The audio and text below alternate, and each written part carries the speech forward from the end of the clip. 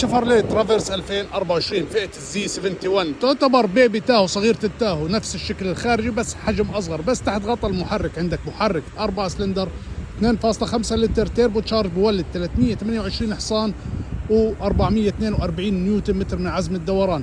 الفئة اللي معانا لأنها فئة الزي 71 بيجي عليها رنجات مقاس 18 وتواير اول تيري. طبعا من الخلف عندك 4 اكزوزات، منظرها جميل جدا السيارة.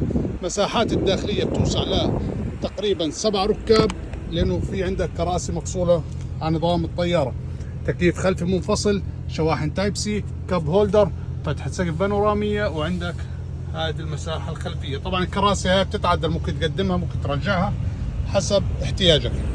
من الأمام طبعا كل الأبواب دخول ذكي وخروج ذكي.